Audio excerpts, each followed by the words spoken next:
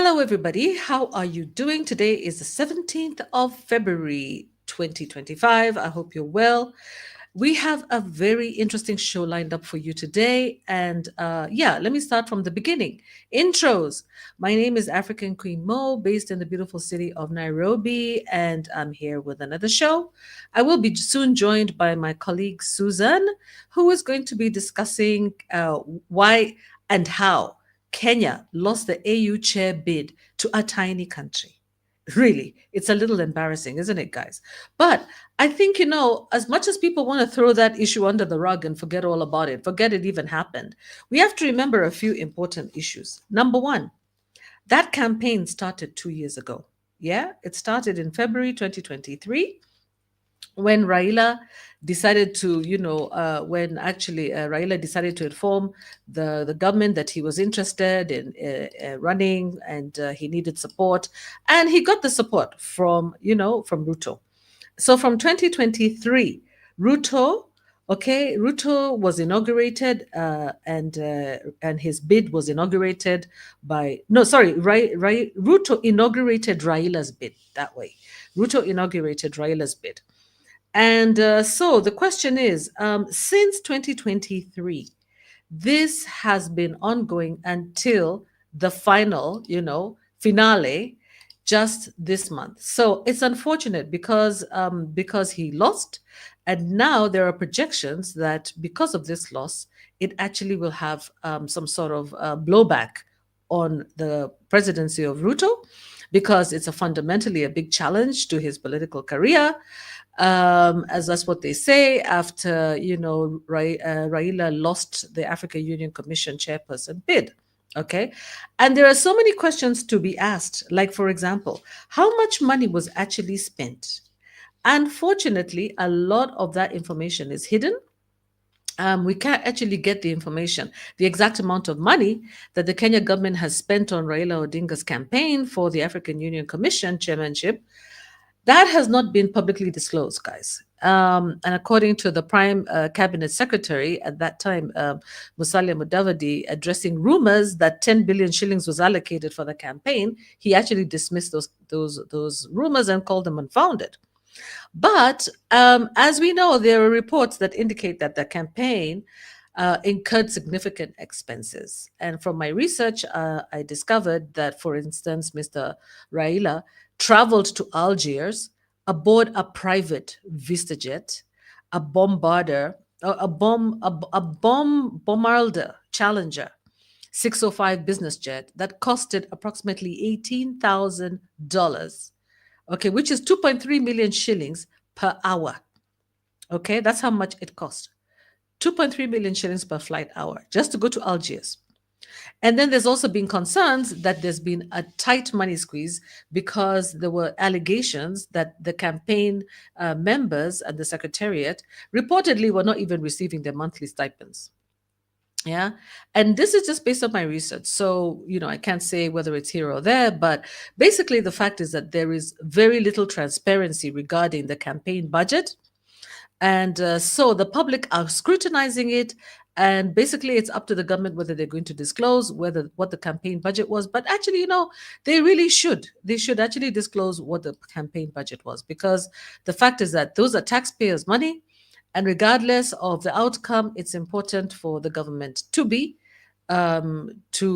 open and to disclose how much money was actually used in that campaign. Now, before I go further, I would like to also invite Susan to the team, because we're going to be presenting together. Susan, welcome. And everybody else who's watching, welcome. Thank you very much for being with us. Thank you very much, Queen Mo. Welcome, everyone. Yeah, welcome to everybody. Yeah. So one of the things we need to do, let's compare Kenya and Djibouti, first of all, right? Kenya, our GDP is approximately between $120 billion to $500 billion, depending on which website you go to. And whether you're going to Statistica or whether you're going to e-commerce, there's so many different websites, that are telling us different GDPs. Our population in this country is about 56 million, since 2023 in Kenya. And our per capita, which is more important, okay? The per capita income is the GDP, the production of goods and services, divided by the population. That one is only $2,186 per person, okay, per year. That's in Kenya. So we're considered kind of like, we call ourselves a middle class, middle income country, but we're really not. We're quite a poor country. Meanwhile, let's compare ourselves with Djibouti. Djibouti, okay, its population is actually between 800,000 and 1 million people, okay? And its GDP is much less. It's only like about $3 billion. $3 billion. But because there are so few people in Djibouti, their per capita is higher than Kenya. It's actually projected at 4,154.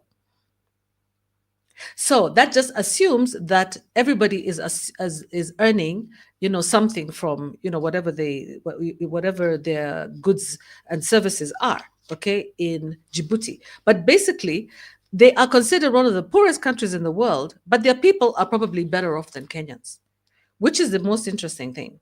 So this country, as tiny as it is, little Djibouti, is a powerful little nation because people have money. How does Djibouti make its money? I discovered Djibouti makes its money because of its strategic position. It's positioned just above Somalia, above the Horn of Africa. And it actually hosts a lot of military bases, a lot of Western military bases. So I think, I don't know, very, very many of them. So they get a lot of money for logistics. They call it logistics. And they also get a lot of money for defense. And so they're being, strategically located between Africa and the Middle East. They're a very strategic country and very important to the European Union. Now, why is that information important? And why am I going there and start talking about Kenya? Because we have to understand things from a global perspective before we actually look at things locally. Okay? First of all, we need to understand something. The African Union, from my readings, has been receiving, is actually made up of members, 55 members. African continent, right? But only 40% of its budget is only 40 members. 40% of its budget is actually funded by members' contributions. The rest is funded by the European Union and other donors. So we need to understand that even if we call it the African Union, they say he who pays the piper plays the tune. So we can see the influence which is in the back of the Western nations. And at some point, our previous ambassador to Kenya, Meg, what was her name? Meg someone. She was actually accused of having influenced Kenya's positioning at the AU.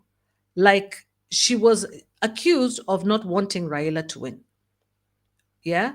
And I wouldn't be surprised if that was the case, because even during our own elections, you remember what she said, what she allowed to leak from her mouth, that Kisumu will be like a hotbed, right, of unrest. This is even before the elections, while it was ongoing. So we need to understand that there are powerful forces behind the AU decisions.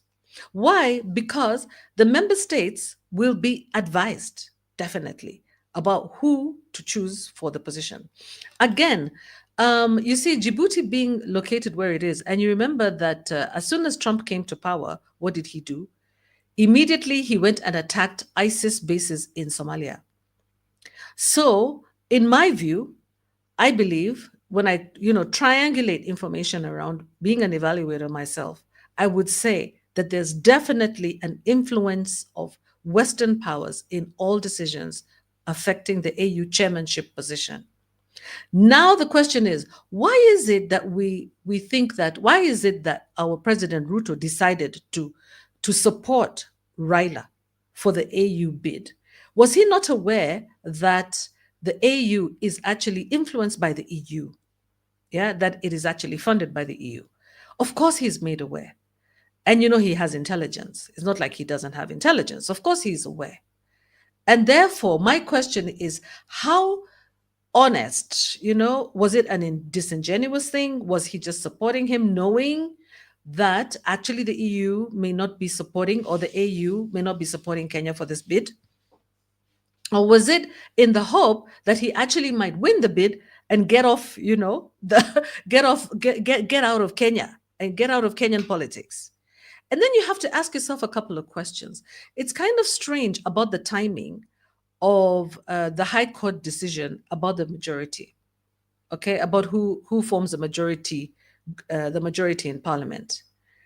That this happened while Raila was actually campaigning, and while he was actually, now bidding for the position, fighting for the position, fighting for his life, literally, in Djibouti. So, there's a lot of things to ask ourselves, and I don't want to hog the mic. I want to give Susan a chance to talk, but generally, we have to look at things in a global perspective and not just look at things locally. This was a regional campaign.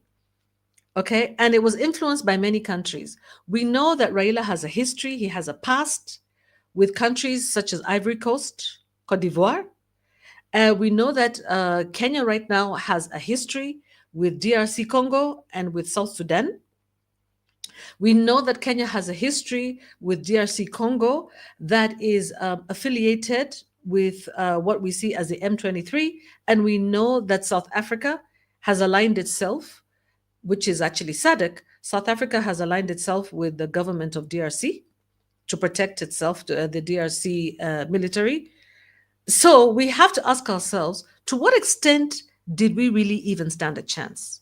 And again, you need to ask yourself, what were Raila's priorities compared to Mr. Yusuf's priorities? Yusuf is the person who actually won. He's a foreign affairs, he's a foreign affairs career person, and he's been working in the arena of foreign affairs for a long time. Negotiated peace mediation for Somalia. So he has a good history and understanding about conflict resolution. Again, we have to consider a few things like, Raila, is he really truly bilingual? Does he speak French? The other two candidates, remember the Madagascar candidate and also this gentleman, they not only speak French, but they also speak, I'm sure, Arabic. So they speak many languages. And that also, when they talk about some of these positions, these international positions, they need to be bilingual, although I should also add Swahili there.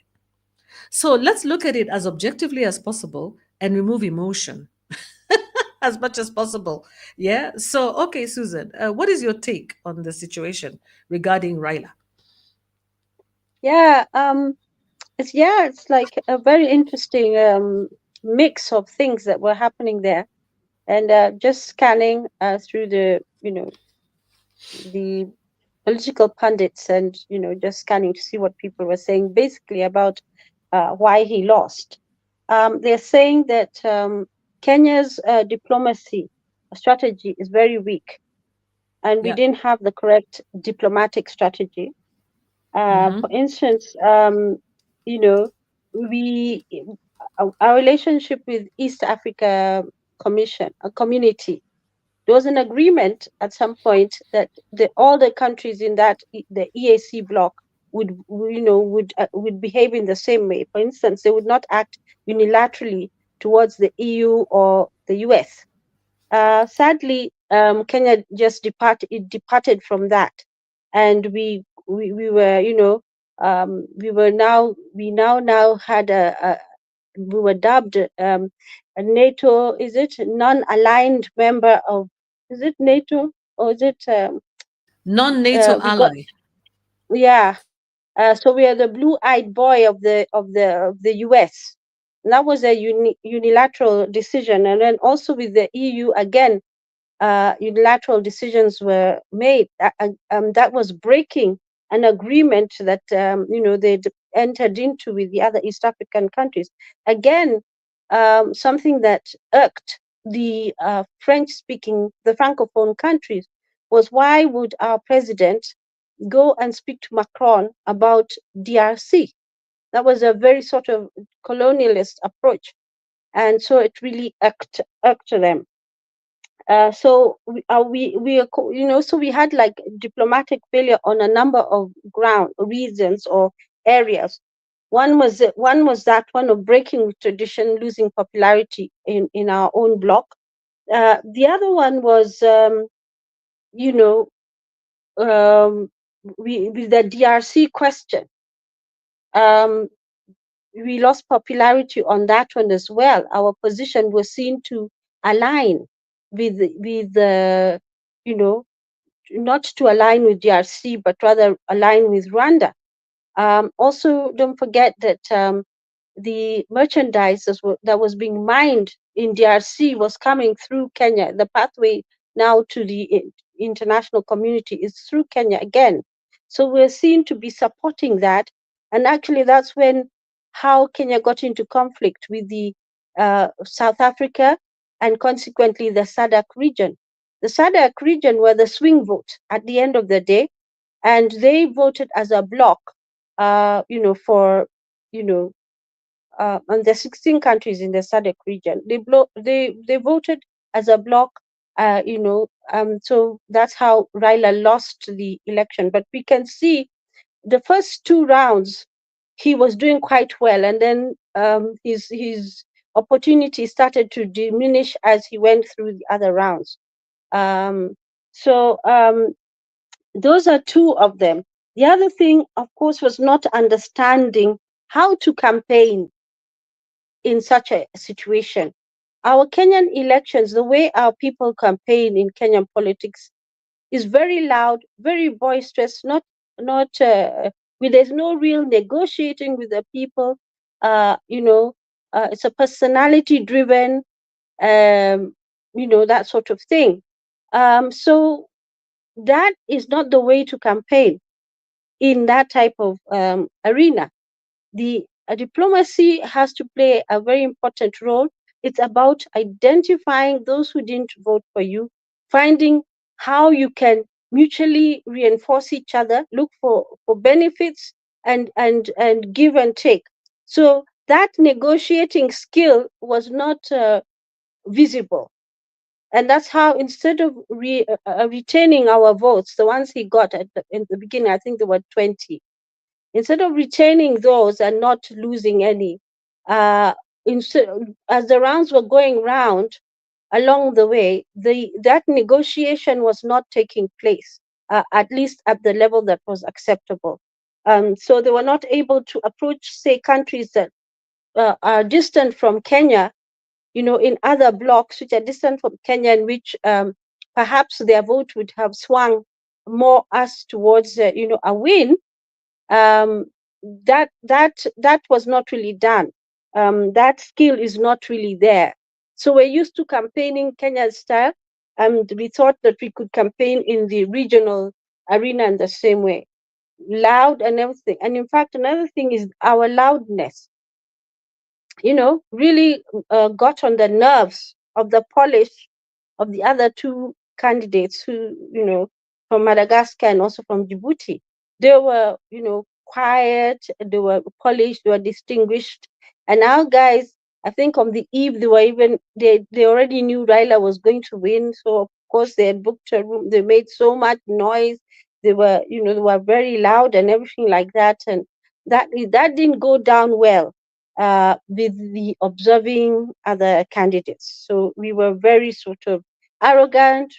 We were very loud. We had already knew we were going to win, and we had, like, if I'm not wrong, about 50 MPs who went there, to Addis.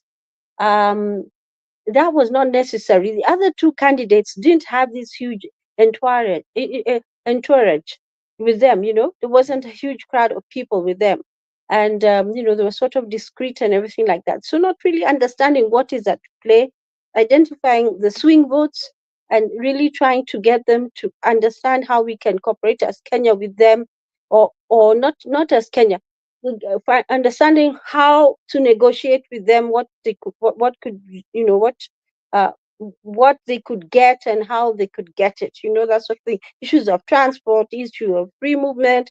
Because the AU is really about African unity. It's about economics. It's about peace. It's about security. And stuff like that. So that was lost on our negotiators.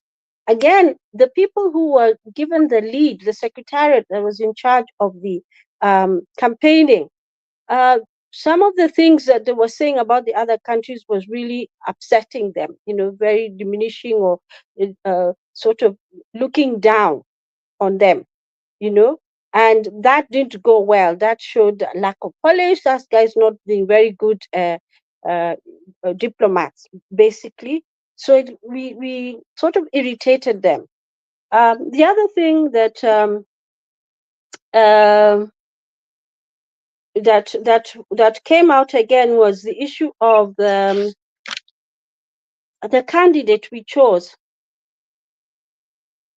The issues about him not really being in touch with with the rest of Africa, in terms of, he was talking about historical things dating back to 1964, and yet Africa, our population is young. So telling them about 1964, you're talking about things that happened 60 years ago, and say the population, the people that need to be impacted mostly by decisions and policy decisions that are made through the AU are, below 30 years old. So when he's talking about 1964, they couldn't really relate to what he was saying. So they found him to be sort of out of touch. The other thing that came into play was the hand holding of the president of Kenya. Already, Ruto did not have a good standing. They were not happy with his position on DRC. They were not happy with his position on. I watched one video where they said even his issue on the Palestinian-Israeli conflict in Gaza, they were not happy with that. Uh, most of the Yeah, they were not happy with that. They were not happy with a number of things, even the Sudan uh, conflict. They are not happy with the Kenyan position on that.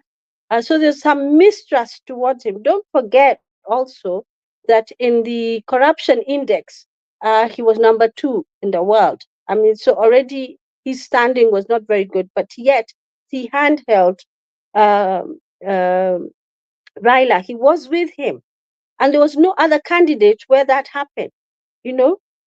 So it became like people interpreted that as Raila being a candidate was an extension of our domestic politics, you know, and so that put them off as well.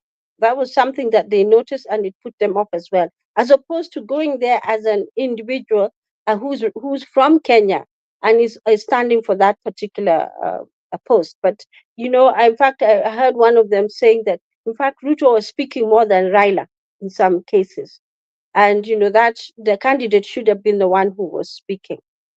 His age, again, they felt that he was too old. You know, the fellow from Djibouti is young, as Queen Mo said. He was younger, no, not young. He was younger, more uh, had a better fit for the post because he speaks multiple languages, not just French and English. Apparently, there are multiple languages, so his exposure in that area was greater, or more aligned to the work that he was going to do as the African Union Commission chair. So some of those are the issues again. Of course, as Queen Mo said, um, Raila's remarks earlier in his political life about Cote d'Ivoire and some of these other negative comments. It's just a lesson, really, to us as Kenyans, is to watch what we say, because it could have long-term impact on the way we are viewed by other nations. Right now, we are viewed as really arrogant.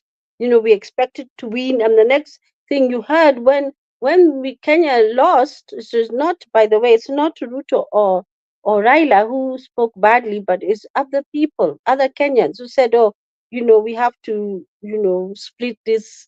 They couldn't accept the fact that Raila did not win that position. Um, Also, yeah. So some of those are the things that I picked up from it. Oh yes, our human rights our human rights record. I mean, people noticed around the world, Africans noticed how uh, Besigye was abducted from Kenya. Others, he's not the only one. We even had some other nationals who were also abducted from Kenya. That is clearly a human rights breach.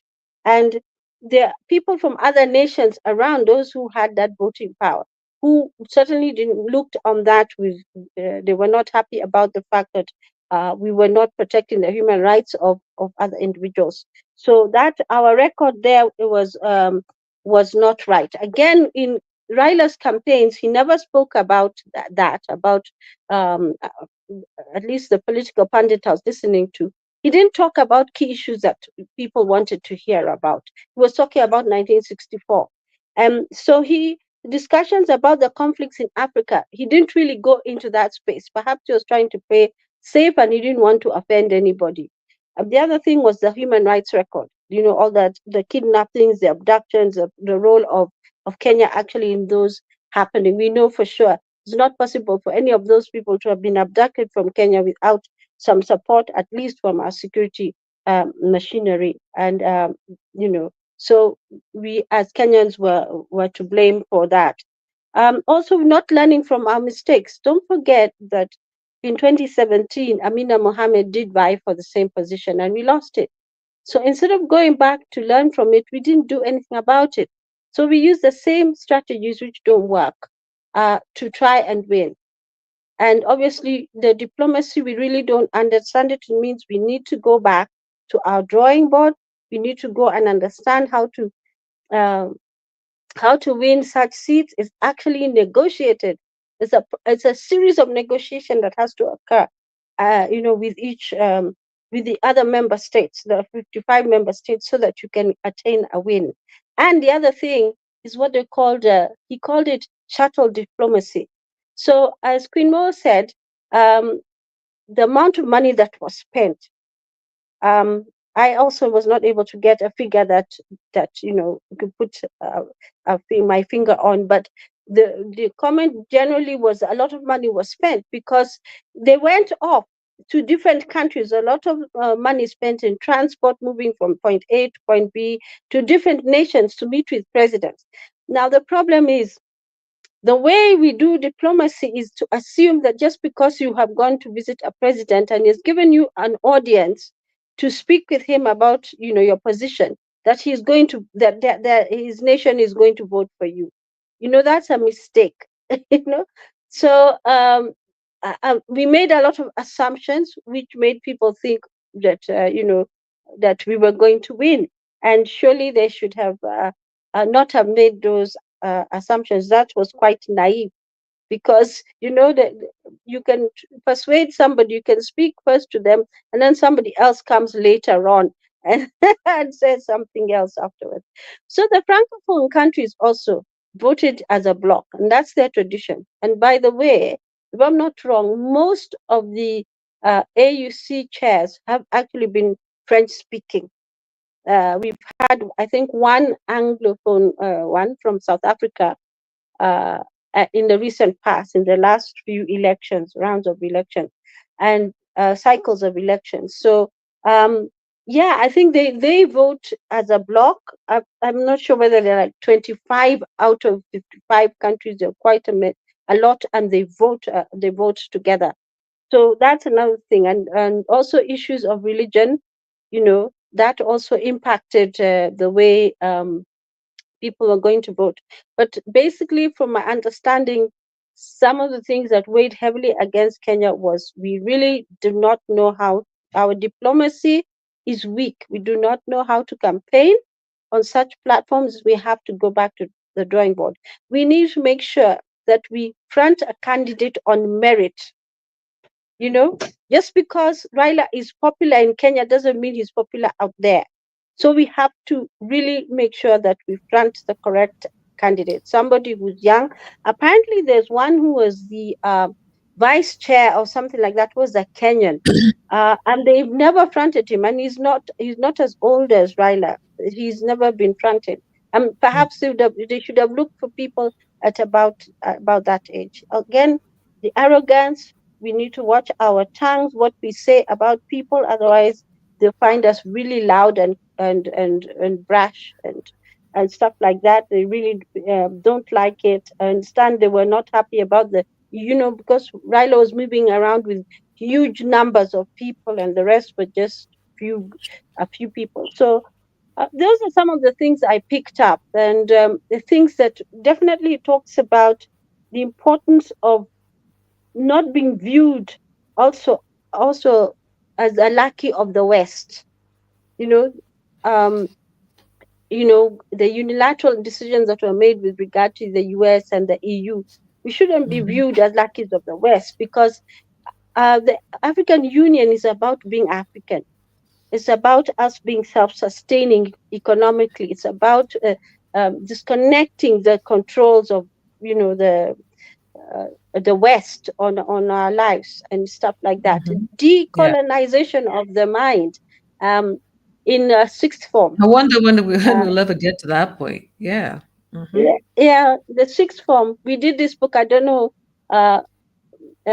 Called "In the Castle of My Skin." It was written by this guy called. The author was called George Lamming, and there was one statement there that said a phrase. He said, "The mind is the man. The mind is the man."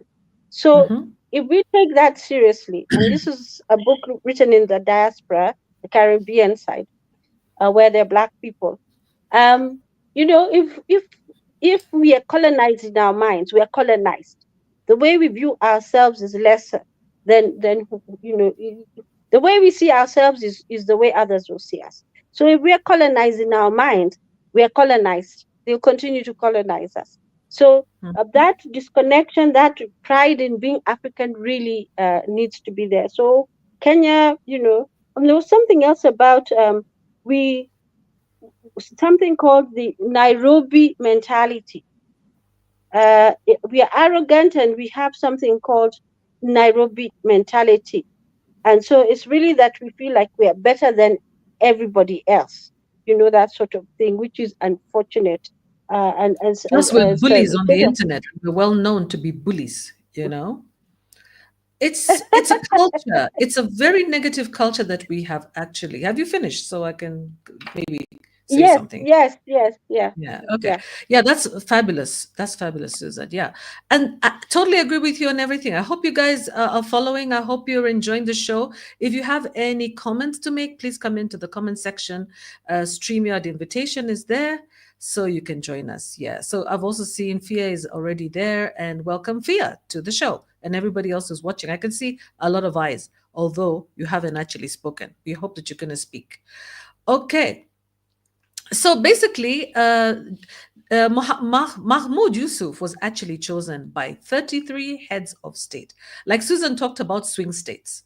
We also have our swing states here. Yes, we have the SADC region, and we also have the ECOWAS region, which is the economic of the West African state. Okay, Economic Commission of the West African States. Okay, and they have a long-standing experience with Raila, which is not necessarily positive, with the exception of very few countries, mostly English speaking. Okay, and basically, what happened? What is talking about bad behavior? Or should we say, maybe not bad behavior, but ignorance in terms of how you accept defeat.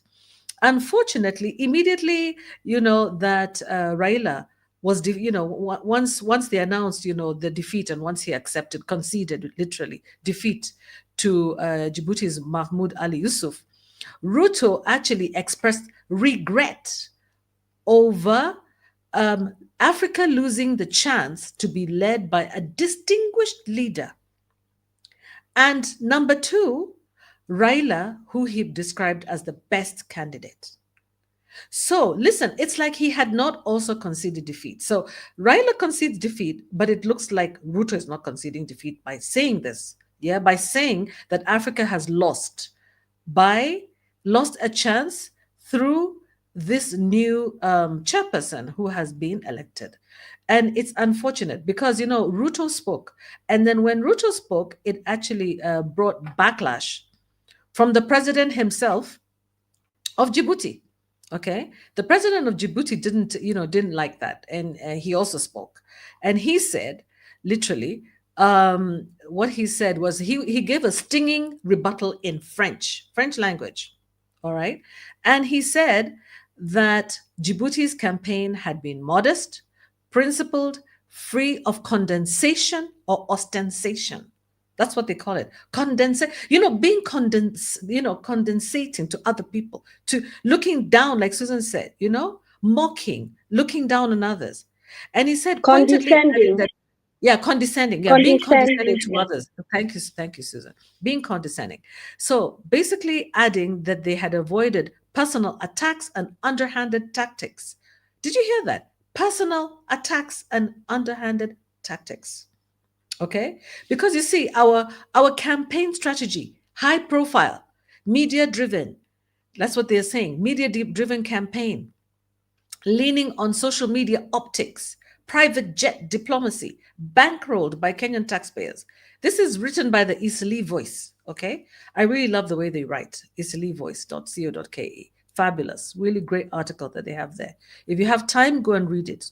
Okay, and it's talking about they're mentioning the underhanded tactics that were loaded, given the pre-election rumors that Raila's camp had attempted to buy off Djibouti's candidate in the weeks leading to the vote, to the point where there was even a rumor circulating that he had ditched his efforts, he had ditched the whole campaign, and he was no longer campaigning for the position. This is so embarrassing, actually, you guys. It's embarrassing and it's Post wrong. truth, post Hmm? truth era, post Uh-huh. truth era. Exactly. So I think, we're looking bad, like on all counts, we're looking bad, just like Susan said there. And, there is a history of Raila with, I actually talked to somebody from the West African region, and we'll be discussing this in further detail on Wednesday when we have our geopolitics session about why did Raila lose. I wanted to understand why Raila lost, because, we were so should I say, I don't know why the government actually expected him to win. I think maybe the question is, why didn't he lose, is the question. Because, that kind of level of arrogance and condescending nature, that it doesn't come across as the Raila that I know. He doesn't seem to be that type of person. But unfortunately, maybe it's the combination. And let me give you Yeah, guys, s- just to yeah, add, Maureen, I forgot something. The yeah. fact that he had lost several elections in Kenya, and he had competed in several elections and lost them. It didn't Mm-hmm. really build a lot of confidence in them. The Yep. you know the in the yeah in the AU, it Mm-hmm. didn't in the voting circle. It did not build a lot of confidence. The fact that he had competed and lost the election Yeah, and that's the so reason many why they times. said that he wasn't the best candidate. He wasn't, Africa deserved better. That's what they believe. Africa deserved better. And I believe we have a lot of career diplomats who would have done a fabulous job, even women. And by the way, if we fronted a woman who spoke French, we would have probably won, because it was time for a female candidate. And that's another thing. Gender is important, especially EU funded programs, not necessarily Africa, but EU funded programs. They were looking for a woman candidate. This would have been our opportunity if they had fronted a woman. And there's plenty of them, career diplomats who speak French and who speak Arabic, or even who just speak French, you know. Unfortunately, like I said, until we get our own organization that pays its own, that where members pay their own and we're not being helped by outsiders, then we will always have to, play by the tune, play by the piper. Yeah. So let me give you a little bit of a history in terms of what happened with Raila in the Ivory Coast. In the Ivory Coast in 2011, there was an electoral dispute between Laurent Gbagbo and the current president called Alassane Ouattara. Okay. And as similar to what happened like here in Kenya, it's the Electoral Commission in Ivory Coast that provides and publishes provisional results. Okay, so the Electoral Commission in Ivory Coast had 3 days in which to publish results. Failure to which, if it did not do that, the Supreme Court would take over in publishing the results. Okay. So even if the commission comes after 3 days and publishes those results, the Supreme Court still will arbitrate for any complainants. Okay. So that's that. No. So even if the commission publishes the results within the 3 days, still the Supreme Court has a role to play, arbitration. Okay. For any complaints. But in this particular case, Cote d'Ivoire was actually divided like in two. Cote d'Ivoire is Ivory Coast. It was actually divided into two.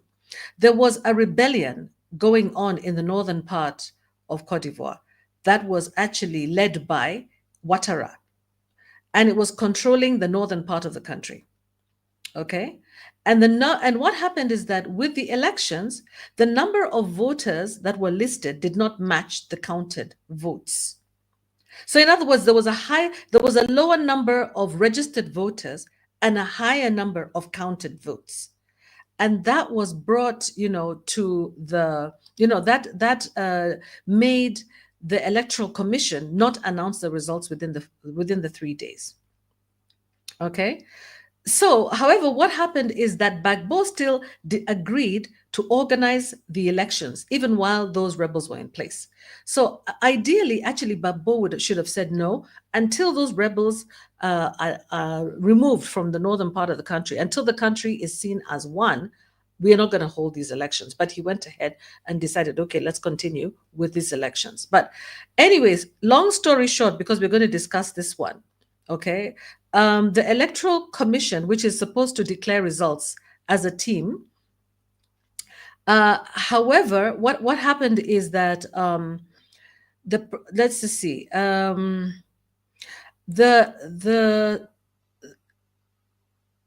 what happened is that the results were that Ouattara, who was in the north, obtained more votes than the number of the people on the electoral list. So the Electoral Commission was frozen and could not operate. Okay. And so the Supreme Court took over to arbitrate this issue. And what the Supreme Court did in Ivory Coast, they canceled the results and they said they were not acceptable. Okay, they were not acceptable. They canceled the results in terms of what they did is that they decided that those ones were spoiled. They didn't cancel the whole election results. They canceled the spoiled votes, called them spoiled votes. Any place where the registered number of voters was lower than the actual votes counted, all those ones were declared spoiled and thrown away. And what emerged was that the Supreme Court declared Gbagbo as the winner, as the victor for those elections. So, but what happened is that the Western countries, okay, were not, and the UN representative of Ban Ki-moon, who was called Mr. Choi, were not in agreement. Okay, so this is the problem when our elections are actually overseen and monitored by foreigners. This is what happens, So what happened is that the president, the UN representative, Mr. Choi, he came up before the Supreme Court even made a decision, and he declared Ouattara the winner. He was supposed to actually wait until the Supreme Court had completed their decision-making process before declaring Ouattara the winner. So now you see we have two people. The Supreme Court has said that it's Gbagbo, and Choi and the UN and the French representative also said, the French president actually said that it was actually Ouattara. Okay, Ouattara. So anyway, this is going to be explained better by the person who actually gave me that information. So what happened is, anyway, Raila. What's so funny about that? Right? Yeah. Mm-hmm. Let me just complete this. Let me just complete this before I lose my train of thought. Yeah. Mm-hmm. Yeah. So Raila came to Ivory Coast. Yeah. Raila was actually, he came to Ivory Coast. I believe that we are thinking that probably he was sent by the African Union. Maybe you can do a bit of that research. I believe he came representative of the African Union during that period. And before that, Thabo Mbeki had been there like 7 years before that. All right. But anyway, Raila came, he arrived like 7 years after Thabo Mbeki from South Africa had arrived in the Ivory Coast. And he went to meet with both Ouattara, who was actually, holded in his hotel, barricaded in his hotel, which was close to the State House. And that is where he had been given free media. He had been given free media by the French government. He had been given, a lot of support by the United Nations. And so he was there. And Gbagbo, who had been declared winner, was already in the State House. And the State House was actually close to that particular hotel where Ouattara was operating.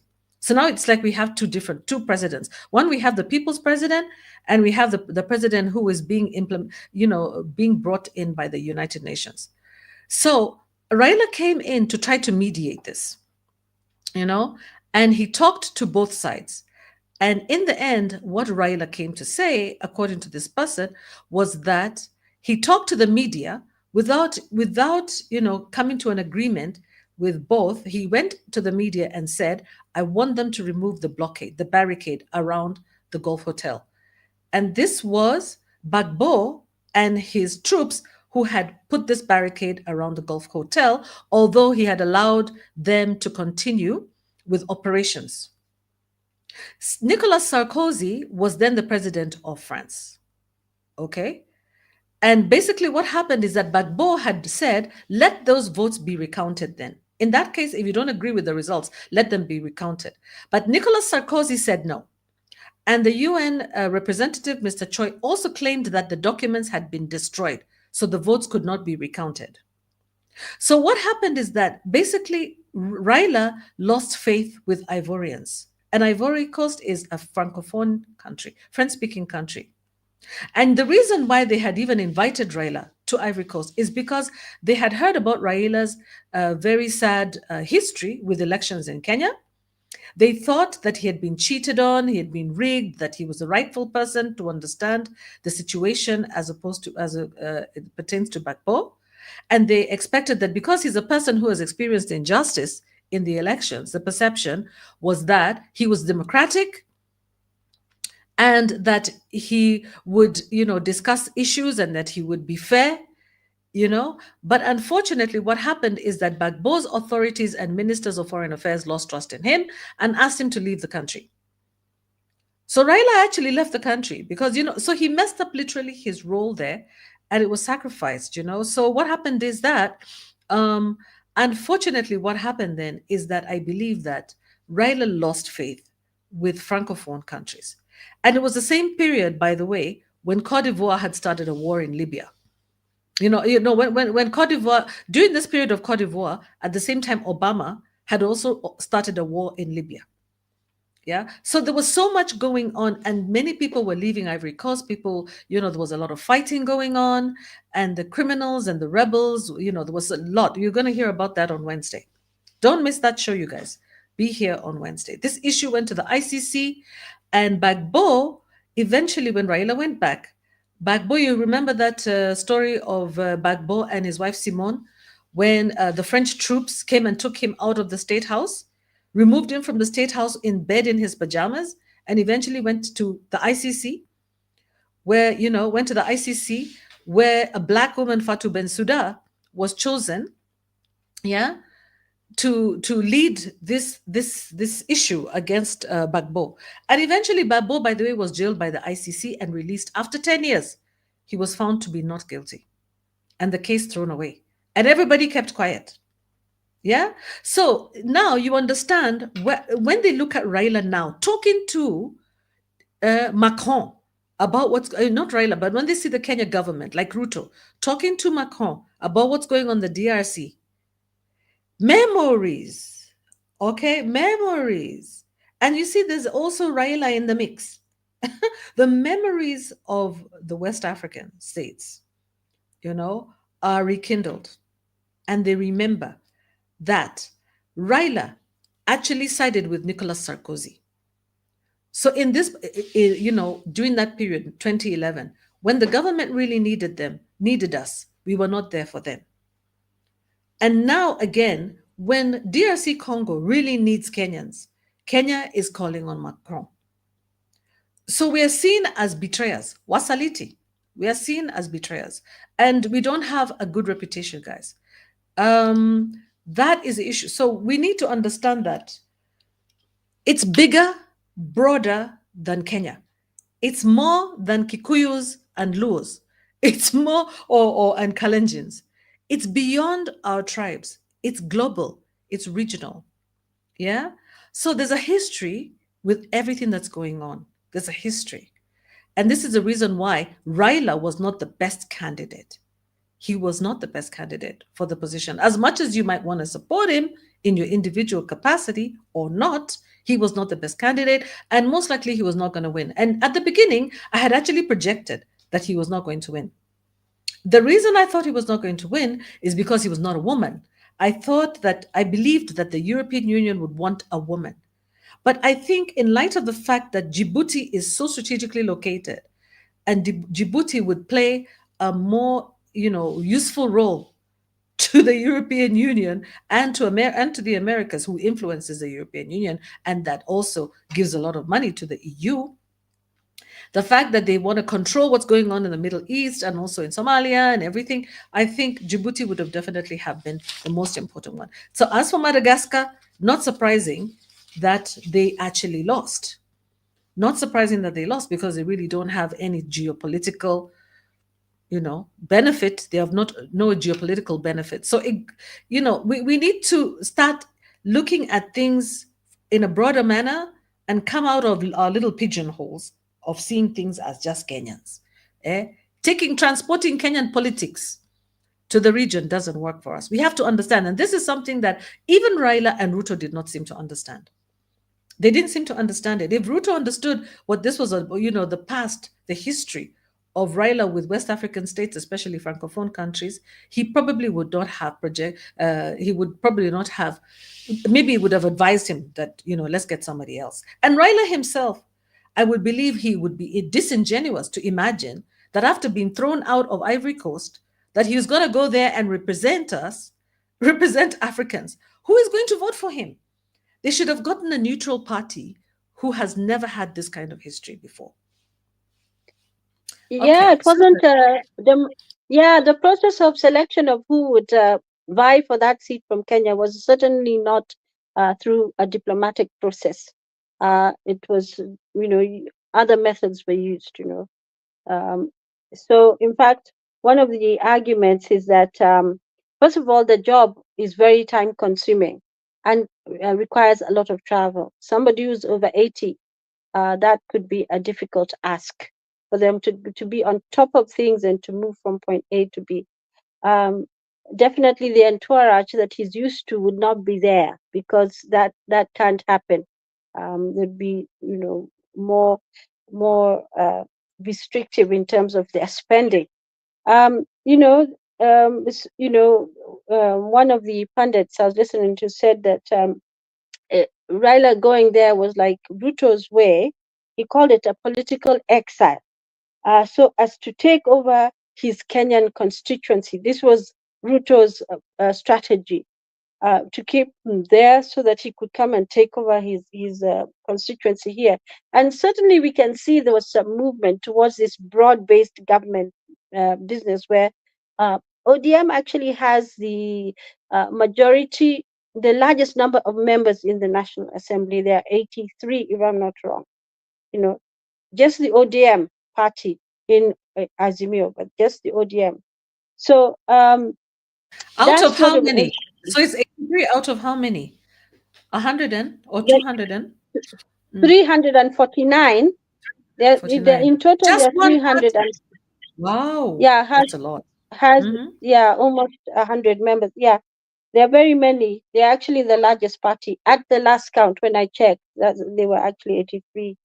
Yeah, so that was a strategy of Ruto, and he was trying to find an out, a space for Raila, and that's why I was saying that people viewed it as an extension in his mind, in their minds, of our domestic politics, and they're not going to have that.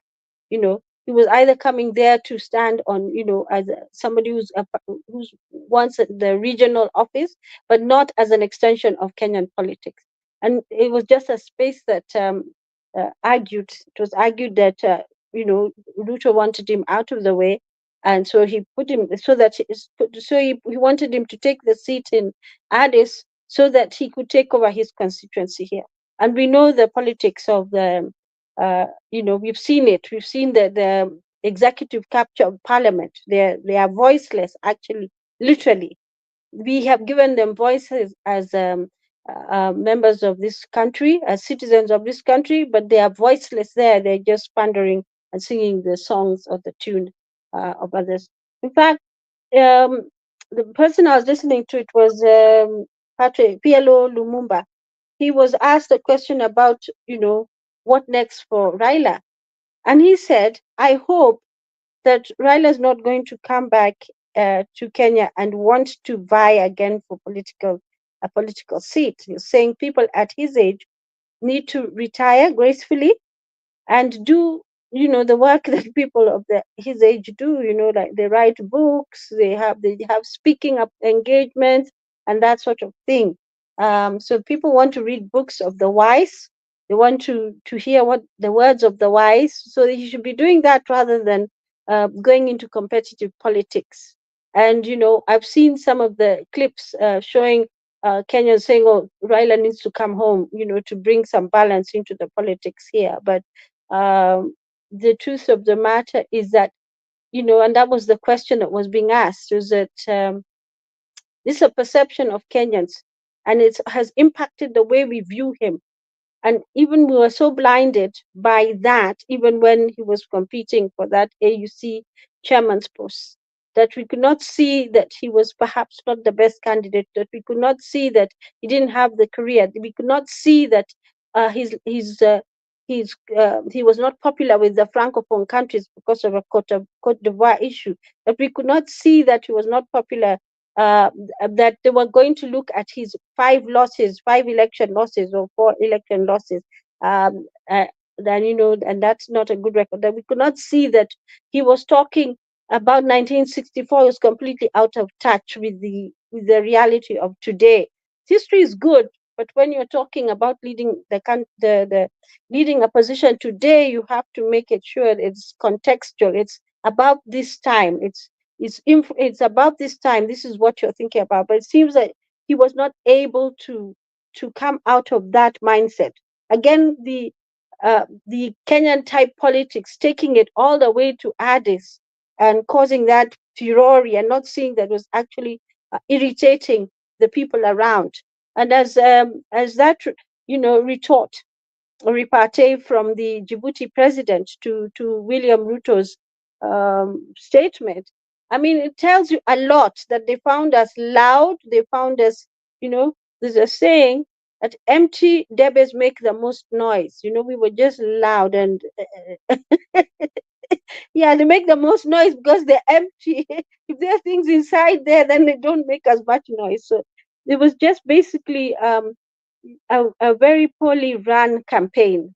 We should have been issues driven. We should have been doing Two our whole research. yes, it should be issues driven. Like, for example, if I might add, Susan, you see Yusuf of Djibouti. One of the things that he said, first of all, I really like the way he gave credit to God. He gave back credit to God, and he said, he said, look, this is such a heavy burden and duty that I have to the African people. Yeah. And he's asked God to help him with his role. He really understands the magnitude of responsibility he has on his shoulders.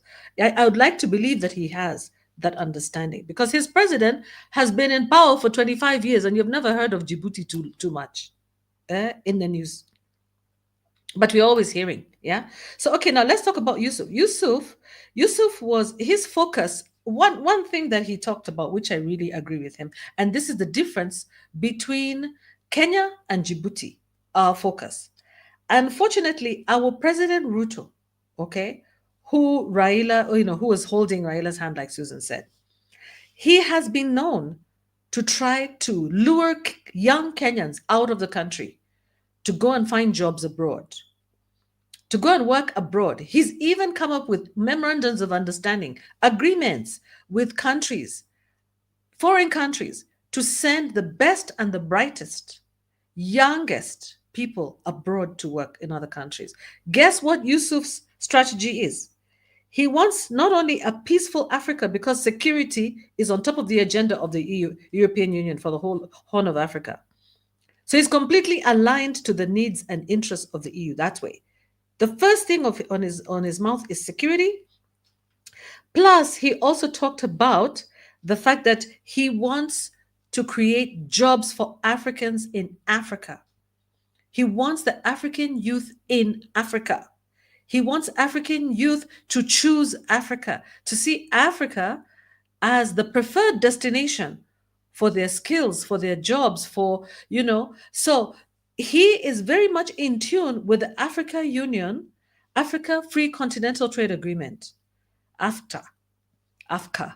Yeah, there's an Africa Continental Free Trade Agreement that was actually signed in 2020 during COVID. When we had COVID, unfortunately, it had to be delayed until after COVID. It's supposed to be implemented right now. And this is the one that's supposed to create visa free entry into countries, free borders, free movement of people, free movement of goods and services. So I can see that this man not only has the what do we say? He has the backs of African people. He has the agenda of the AU in mind. And also he's talking about stemming migration of Africans into other countries, which is also a priority of European countries. Yeah. And even of ourselves, talking about people drowning in the Mediterranean Sea. Yeah. Which is what they're trying to stem and stop. So I think, this man was completely the right person for the job. And Raila stood no chance against him. Absolutely none. Because, first of all, what is Raila's relationship with Kenyan youth? Did he say anything about the abductions of Kenyan youth when he had a chance to do it last year? Did he? Has he really been siding with Kenyan youth? Has he really? Or has he been using Kenyan youth for his own agendas? So let me tell you that, Kenyans have supported, in general, Kenyans have supported, overall, have supported Djibouti. They are happy to see that Raila did not win. And why? Because by extension, Ruto did not win. And as much as our president, as a Kenyan, of course, you'd prefer that your country wins. Obviously, you're Kenyan, right? But at the same time, you want to know that your country deserved the position, that they deserve the position. Again, the way that we lack trust, the lack of trust, the fear that Kenyans have for their own leadership is not something that we wanted to see extended to the whole of Africa. That would have actually put us in a very bad position for most Africans, for most Kenyans. I think most of us would have been very worried if we saw that by extension, by having Raila as the chairperson of the African Union, by extension, you extend the influence of the president of Kenya onto the whole of Africa. And already, if you see the influence of the president of Kenya in Africa, it's questionable what that is. Because right now we have managed to make not friends. We have managed to sever friendships with many countries in Africa over the past 2 years of the current regime. And unless that changes, we are not going to be in a good place. I think that was, for me, that was a very strong message to Kenya. It was kind of like a strong message to Kenya, telling us that we better get our house in order before we think or even imagine that we're going to represent any country in Africa at any point in time, except maybe in sports and marathon and Olympics. That's probably where. Maybe on the track, because you see, there are very few countries in Africa that can still beat us on the track. But when it comes to managing resources, by the way, this is another thing. The Djibouti chairperson talked about transparency of use and accountability for use of resources. Do you see the use of funds, the EU funds, which is the majority of the funds to the African Union? Those funds, they have to be entrusted to people that will manage it. Okay, transparently. If we cannot even be transparent about how much money has been used for this campaign, how can we assure transparency of the use of funds at the EU level by our people when we know the corruption charges against so many of our leaders in this country? And the fact that we have, people can just do what they want. So much impunity in this country. Whoever gets jailed for corruption? Okay, we got one person jailed and his wife. Yeah, one person, I think, what's his name? Who was jailed the other day? Why, Why, Tito? yeah, why Why Tito and Tito? his wife were jailed, yeah, for corruption. But that's But like 1 million. he has One in a he has in a appealed. There should be so many others who are in jail for Yeah. corruption. Mm. But Yeah. Certainly. unfortunately, The. our judiciary is Mhm. captured. We have a state captured judiciary, yeah, and we have a state captured parliament. Just the other day, we overthrew the vice president, and now we want to go and lead the African Union. And that thing was televised. Everybody was watching it. People saw, people could see that there was a lot of injustice going on there. Yeah. And so I think that we don't have a good reputation. And even if bad reputations don't seem to matter in Kenya, they apparently matter in the rest of Africa. So it's kind of nice to see that African leaders still have morals and ethics. And you see that the countries that supported Kenya are the ones that typically would be expected to support Kenya. That's Ghana, Nigeria. Those people have been accused of being puppets of the West. Those leaders Mhm. of Nigeria and Ghana have been accused. I didn't say they are, I said they have been accused of being puppets of the West. The same that our leader has also been accused of being a puppet of the West. I didn't say he was, I'm saying he's being accused, right? So the thing is that it's only countries with Western puppets that supported Kenya. And that was a bad, bad show. Very bad show. Until we can be pro Africa, pro ourselves, and consider ourselves first, and have leadership that actually considers ourselves first before anybody else, we basically have lost our credibility on the global stage. Kenya has lost its ranking, its rating, its ranking. We have lost our glory. Our glory days are over, and we have to reconstruct what has been deconstructed. We have to reconstruct it. Yeah. I hope people are going to reflect. I don't think they will because we're arrogant. The leaders are very arrogant, and I doubt that they're going to reflect. They're not going to use this opportunity for reflection. You can forget that. We're just going to continue business as usual. And yeah, until 2027. And even Yeah. then, Just. if the voters don't change, we're just going to go back, continue this way forever, for a long time. Just to highlight on the the misspeaking of Raila, the issue of the Ugandan dimension. Um, Museveni was not at Addis. He said he called it as like a theater. The whole for him it was just like a theater. His past attendances, and he said that because the question was again was East Africa well represented at the AU? Were there many East African nations in the Addis? And some of the issues that came up with regards to Uganda, apparently Raila made some nasty statement to Uganda over remember the Migingo Island controversy, where Kenya was claiming it and Uganda was claiming it as well. So I Mhm. think Raila made some unfortunate remarks which really, really offended um, Museveni. And then again, Ruto himself has made banned certain things, importation of sugar cane and some other things from Uganda, which has affected them. So he's not in the best books of Museveni.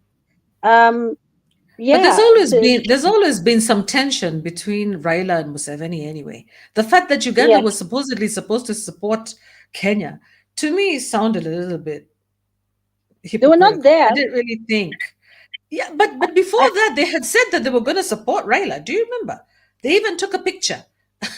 They took a picture yeah, with Museveni and Ruto and Raila with some goats, some cows in the background. Do you remember those cows in the background? There's this yeah. big picture earlier on. I think I think mhm. Uganda was one of the first countries that was, that they approached to support Kenya on the AU bid. But they did. I don't know. Yeah, They probably did at the end, but no. In fact, uh, they're calling it shuttle diplomacy because the Kenyans were not able to what assess diplomacy? the shuttle. Oh, I don't shuttle. know, Aha. yeah, something like that. What he was saying is that we didn't understand that just because you're invited, a president, you ask for audience with the president and he gives you the audience. You shouldn't assume that you're going to get the vote. So until Until the fat lady sings, it's not over. You know, so just the same way when you're doing, because it's secret ballot, because it's secret ballot. Say in Kenya, it's like when we vote, it's secret ballot. I mean, they say, take the money here, but vote this way. You know, you can't tell how the voters are going to vote at the end of the day. So, basically, just going to see the presidents did not mean that they were going to get the vote. In fact, when they were questioned, uh, one of them was questioned by PLO Lumumba. He said, "This is just diplomacy. Yeah, just we're having a conversation. They've come and told us whatever they were going to say, but that doesn't mean that at the end of the day that my vote will go there." And that's some thinking that we need to change. That mindset that we need to change. And even the attitudes towards other people. Uh, it needs to change. The sense of entitlement to that seat, that needs to change. Um, you know, the relationship he has with Ruto has also with our neighbors needs to be the right relationship, because you make statements, you offend, and at the end of the day, we pay for it. You know. And the other thing was So, he didn't sorry, capitalize sorry. on the One. Sorry to interrupt you, Susan. I just realized I did not put the link for the StreamYard. Sorry, this is a housekeeping matter, guys. I had not put in the link for the StreamYard so that you can come in and comment. I really apologize. If you go into the comment section, you're going to see the link. It says HTTPS StreamYard, and you can come in there and comment. I was wondering why you're not commenting in there or coming in. So I'm really sorry I didn't invite you to come in and comment or even come into the studio and chat. You're welcome. And yeah, please remember to thumbs up our video as you listen and also comment as much as possible. Okay, Susan, continue. Sorry for the interruption. Yeah, I was just talking about, the need for us to revise and review. And next time we are keen on winning such a position, we need to first of all make sure that we choose the right candidate for that position. Check the relationship around the world, around Africa, to see whether they have the support of the you can garner good support from the other African nations. But if you have a history of offending people, that's not a good thing.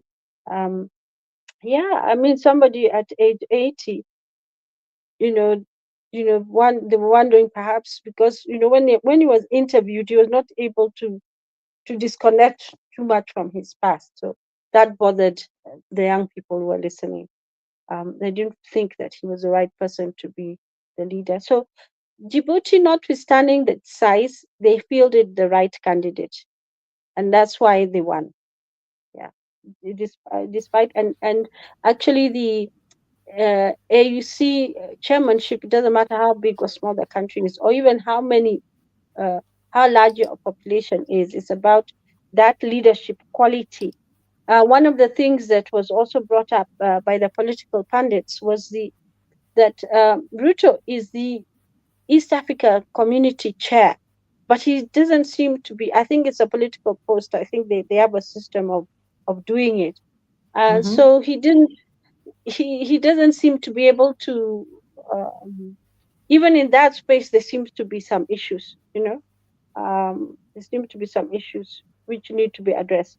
So I think as Kenyans, we really need to pull up our socks and calm down, not to offend our neighbors. Remember the way people used to. There was a long time when they called it grandstanding in Mm-hmm. sports, and in Mm-hmm. fact, you could be disqualified for grandstanding in the Olympics.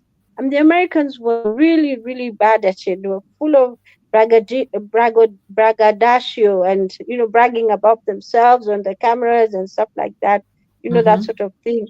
And so they would penalize people for grandstanding. And it seems like we have become the Americans of Africa. We're very loud about, Mm-hmm. you Mm-hmm. know, Mm-hmm. self. They actually, what I feel so bad about is they were celebrating before the announcement about who had won, and they had Mm-hmm. already invited people to the celebration thing. Does it remind you Mm-hmm. of some of the things we've seen here in Kenya? Before Mm-hmm. the election results are announced, they've already got hired a space and all that, and that Yeah. is so manipulative. If you ask me, it's already put that thought in people's minds that you've won, you know. And Yes. so when Yes. the result goes differently, it affects people. Think, oh, it was stolen or something like Mm-hmm. that, that the Mm-hmm. votes were stolen. So that behavior has got to stop. In fact, one of the things PLO was saying that Ruto should stop people from making comments, because the world is seeing it's like it's Kenyans who are behaving that way. Mm-hmm. And these are Mm-hmm. individual thoughts, the ones about, we should split the AU into two, Francophone and Anglophone, that sort of thing. I mean, those Mm-hmm. comments were from individual thoughts. If Raila conceded defeat, you know, and that was Yeah, he good did. enough, and we didn't Mm-hmm. have to say anything else apart from that. So, Kenyans, we need to just watch what we say. The impression people have about us is very important. Our Yeah. conduct also can affect even the candidacy of somebody from Kenya who's eligible. So let's not spoil for ourselves. Yeah. A post by Dr. Miguna Miguna, who I watch, with a critical eye.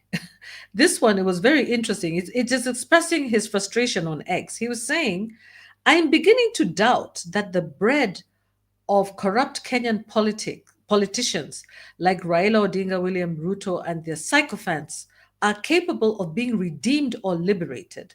While innocent Kenyans, Palestinians, Congolese, and Sudanese are starving to death, they have just embarrassed us with wasteful spending of huge public resources and a disgusting display of primitivity in Addis Ababa. How do we get rid of such backward and primitive behavior in our society? As we know, guys, those of you who know Muguna Miguna, he doesn't mince words, we don't necessarily agree or disagree with what he says. All we just say is that, you can hear the frustration. What he's talking about is what is important to me is those words: corruption and sycophantic and wasteful spending, public resources being spent. Meanwhile, we have debts and constrained budget. Kenya is an indebted country, highly indebted country. And the fact that we can actually spend so much money on a campaign that is a regional issue for an administrative position, by the way, it just goes to show that we have issues with our ego seriously. Hmm? Yeah, and it's unfortunate because anyway, it's the pride. There's somebody who said here, pride will kill Kenyan politicians. Kenyans are dying in hospitals, families are going without food, others are homeless, students are not going to school. This is Joe who is saying this in the comment section because of lack of school fees. Here are Kenyan politicians without an iota of shame displaying wastage of our taxes. You know? So others are saying as long as the bribe is affordable and someone somewhere is comfortable to give a bribe, we have a long way to go. So basically, they're agreeing with Miguna Miguna on this issue, by the way. We need to stop this, extravagant spending that we are showing when other countries are struggling. We're in a situation where the whole world, even countries like America, they're trying to cut back on spending. But Kenya, a country that is indebted, begging for bread, we are just spending our money the way we want. Yeah, and overtaxing Kenyans. Yeah, really, it's such a shame. It's such a shame. Yeah. You saw that our healthcare system, the Mm-hmm. Taifa Care, the new one. It's failing because of uh, insufficient funds. And according to, by the That's way, right. the AU, yeah, the AU made a decision, a declaration, in where is it? In Abuja, the Abuja Mm-hmm. Declaration, that each country is supposed to give 15% on health, to allocate 15% of their GDP on health. But obviously that's not being done, and it's Yeah. failed. And now our deputy president has actually had a meeting. I think it started today. I'm not sure whether it's a 1 day meeting or longer, and they're actually looking at the SHA system and why it's not working. what are the challenges with implementation, and coming Mhm. up with a way forward. And you see, this is the Basically, what they're flagship. saying, yeah, basically, what the reason why it's not working is that most people don't have the money to pay. People who are registered are not paying. Yeah, they don't have the money. Because if you tax people of every single thing, then what do they have as take home to even pay for their health care insurance? They don't have the money to pay for their health care insurance. That's the reason why it's not working. At least that's what they're saying. Not to mention also that there are people who have not been paid from the past NHIF, and that's why it's not working. So when we see Uh, these kinds of wasteful spending, it's really unfortunate. yeah, Yeah, it's really it's really sad, unfortunate. Yeah. yeah, not just healthcare. I mean, how did they the money that is invested in corrupt actions, for instance, if the stories of how much money the MPs got to impeach Gashagwa is true, I mean, where is that money coming from? And why isn't it being put into useful spaces, into useful work? We have our lecturers who are on strike, they have not been paid. NHIF, the hospitals, the healthcare institutions are saying, we are owed this amount of money. Pay us this at least so that our hospitals can run. That's not Mhm, happening. mhm. So many areas where we have problems, and yet we have money to bribe. We have money to bribe our MPs. In fact, all those MPs should go home, you know, We have money to because bribe the MPs, and we also have money to bribe so that we don't actually follow instructions from the High Court. We don't even follow orders, but we expect other people to follow orders. It doesn't make any sense. Rules for thee, but not for me. There's that saying that I picked up in the UK. Rules for thee, but not for me. So let me show you do something. Let me do share my. Okay, go ahead, do Susan. do as I say, but don't do Ah, as I do. Yeah. there you go. There you go. Yeah. Let me share my screen with you guys and show you something from TikTok that I picked from this guy who I follow. His name is the Villager 254. And I really like listening to him. It's quite interesting. Listen It to what has he says. lost. Good morning. Today is the 17th day of February 2025. Yeah, I don't know whether you listened to Raila Odinga during the dinner after the defeat of the AUC elections. Can you hear? Um, this thing tells me a lot of things. We said that we didn't think that it was good for Raila to go and vie. Of course, he didn't listen. And everyone was so happy and excited. Mudavadi yesterday said that it is um, what were the words he used? He was alluding to the fact that it is a shame for Kenya to lose such a seat because it has lost it's like it has lost its authority or power, in front of many other African nations because we look to be more powerful. That's why Msalia, he was saying that we are ranking members of the AU, ranking members. And you cannot even be able to make sure that your candidate wins in 2017 and 2025. I don't think we are ranking members. Anyway, bottom line, Raila gave a speech during the defeat party in Addis Ababa, and he thanked Ruto and he promised to continue working with Ruto. Tunataka kukuambia hivi baba, wewe rudi tu, tunakusubiri tuone kenye utafanya. You refuse to do what you're supposed to do. We will deal with you and Ruto as a package. If you don't come out of the sinking ship of William Ruto, you will sink together with it. You'll be buried, and your history will be the worst history in our history books. Where do you want your story to be written, Baba? I'm grateful that the young thugs of ODM have seen the light and they are not joining or boarding the broad or bread-based or fraud-based government.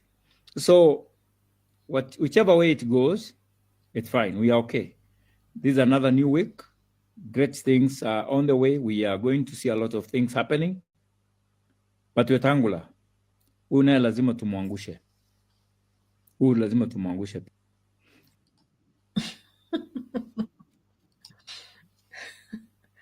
Oh, just to show the bitterness, Kenyans are upset. They're so upset with Raila because it's this thing of mixing local and international and global politics. Yeah. And why Raila feels that he has to pledge his allegiance to Ruto when he's out there in Addis Ababa. I don't understand. It's completely misplaced. Yeah, it's totally misplaced. He should have waited to come back home and say, "Thank you very much for supporting me. I appreciate you, and I continue to work with you," if that's what he decided to do. But to say that in Addis Ababa, I didn't understand also why he had to say that. And I think Kenyans, unfortunately, what it's doing is that it's dividing Kenyans. If you see the responses to that video, it's all about tribalism. All our tribalism comes out there, and it's nasty and it's dirty and it looks bad on an international stage. So somebody in there made a comment and said, it's only Kenyans who think that we have a name in Africa. But the fact is that we don't. In African politics right now, we're not featuring anywhere, yeah, as Kenyans. So we should bite and eat humble pie and accept where we are right now. It's painful, but I think it's a lesson that we can take and learn that we should not mix things. If you're gone there to be a regional, if you're going to there to do regional work, remain in your regional mind. Don't revert back to your tribal politics of the village when you're out there with people from other countries. You just look ridiculous and sound ridiculous. So I think it's just unfortunate. I think he sort of re-emphasized or underscored his unfitness for that job, because Yeah. he's pledging allegiance to the president in, like you said, in a regional space, and that perhaps is something that I'm sure there'll be much comment about that from the rest of the African countries and their political analysts, and also the fact that the confusion, that he is supposed to be in the opposition party, one of the opposition parties, but he seems to be walking, you know, they've agreed. It's like he was pledging allegiance to Ruto. I was a bit disturbed about that statement as well. I don't think Mhm. that's the right way. Even this worship mentality we have of politicians, it's got to stop. You know, we worship It's all about God, we don't worship people. follow the money. And yeah, Yeah. Mhm. we worship God, not people. So it's got to stop. And this is one of the things that blinded us to, for those for many, they think that Raila is the politics cannot be there or be vibrant without Raila. I don't Mhm. think um is going to make. I know something that we are expecting is, of course, maybe some movement here and there, and we're going to watch that space and see exactly what's going to happen. But we're going to see what's going to happen in the National Assembly. Of course, we have that struggle with the majority, who is the majority leader and who's the minority leader, following the court ruling, the court Mhm. judgment on that issue. Mhm. And you see Mhm. what is so interesting about that, I think we're going to discuss that another time, is that you drew a parallel about you know two different institutions making, like the Cote d'Ivoire story that you shared, that Mhm. narrative, that story that you shared. I mean, one individual has declared this is so and so is the president. The other group has declared this other person. The court said it was this person, and then the IBC said it was a different person. And so here in Kenya, we have the court making a decision on the issue of actually who the majority party is, using a gazette notice that was issued by the IBC. The person who's supposed to declare the winner is the IBC, you know, and in Yes. fact, some of the is the IBC. So there's no interference, there's no interpretation there that what Angula is doing, and they're just being very mischievous, right now. So That's anyway, the right let's word, wait and see. mischievous. Yeah, they don't. You know, We're waiting it, for showdown. Let's see what happens, really. There's so much to report, guys. We can hardly keep up, as you know. Yeah. yeah, Susan, yeah, I think now we're yeah, going to be winding off the show. And we'll give you the last word. Just say the last word, and then we can wind up the show. And I just say goodbye. You guys, if you have anything to say, please contribute. Otherwise, and those of you who are going to watch later, please remember to thumbs up our videos so that we can get recommendation by YouTube, by all these platforms that where we are airing on YouTube and Facebook, so that our channel becomes popular and the things that we talk about can be shared more widely. yes, indeed, Queen Mo, that's important. And we'd really be very grateful if we could do that. Just to talk about the key priorities of the AU, the ones that, and I'm happy Mm-hmm. to hear that one of them is peace. It's peace and security. That's actually where we should be looking to, because there's a lot of insurgency, a lot of destabilization all around us. You know, northern Mozambique, northern Mali, northern Burkina Faso, northern Chad, Sudan, South Sudan, Djibouti itself. There's some stirrings there of trouble, and of course DRC, which is really closer to something that is happening. It's real with the M23 interference of Rwanda in DRC politics, Mm-hmm. and that sort of thing. And these are things that are important, and the AU has its role to play.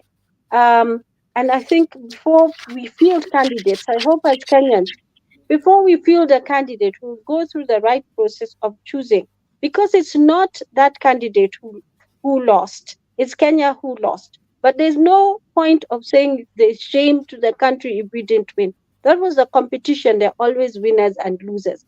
Just because we didn't win doesn't bring shame to us. It just tells us Mm-hmm. that we need to go back, do our homework, work well, understand how to campaign in a regional space, use diplomacy, understand the type of negotiations we need to have, and not use Kenya type politics to go to the international or even regional stage. That's a Mm-hmm. no-no. I'm wishing the new chair of AUC, you know, good Mm-hmm. good luck. We are wishing him good luck. This is why we're talking about that today. Good luck, and we hope that Kenyans raise we will raise our standards, and we will look for the right candidate every time, whatever the post is. Mm-hmm. Um, yeah, thank you. Yeah, and this is why vetting is so important. If we want to actually get a candidate for a position like that, I think even public vetting is important because these kinds of issues would have been raised then, you know, and that would have helped us to disqualify or qualify people, help people to get, help Kenya to win, help us to win. If you really want to win, you need to do background checks on people. They have to be the right fit. They cannot be a square peg going to fit into a round hole. That's what they call it, out there. And then we have to remember, like Susan is saying, that the issue of refugees and displacements in Africa, do you know Africa has the highest number of refugees in the world? And guess where they are? They're not abroad, they're in Africa. The number one country with the highest number of refugees is South Sudan. Yeah? South Sudan, the Congo, highest number of refugees, internally displaced people in other countries. They're displaced in usually neighboring countries. We have to stop that. We have to stop this displacement of our people. Look how many people have been displaced in the Congo just because of minerals, resources, greed. We need people who are thinking about Africa. I think people are thinking about the security of Africa, young people of Africa. We have the largest number of youth globally, and they deserve a chance to contribute to the continent. So, on that note, guys, we want to thank you very much for participating. We see you there, very many of you who have been watching, and we thank you for watching us. And we hope that you're going to join our show on Wednesday, where we're going to be talking about geopolitics, and we'll bring you more about what's going on, what happened with Raila in Cote d'Ivoire, any sort of clarifications that you might require. They will be discussed on Wednesday, but we'll also be talking about woke culture and deconstructing, the way Trump has come to deconstruct the already deconstruction. So we're going to be talking about deconstruction, and geopolitics on Wednesday, and then on Friday, that is our relationships show day, or random kind of things that we do on Fridays, and on Sundays we have mental health. So these 2 days are politics days. We don't just focus on politics here on this show, because we believe that politics is not the only most important thing. It is important, but it's not the only important thing, especially for we as women. We are more rounded, yeah, and we cannot be pigeonholed into one issue. Politics is just part of our society. There's also our individual selves and our families, and also there's our mental health, there's our relationships, and they're all as equally important. Yeah, and so thank you so much for participating, for joining our show. Thank you, Fia, for being there in the comment section. And thank you for sharing. We look forward to being with you on Wednesday, same time. Have a good evening. And thank you, Susan, very much for your participation. Kwaherini. Bye bye. Bye. Bye bye.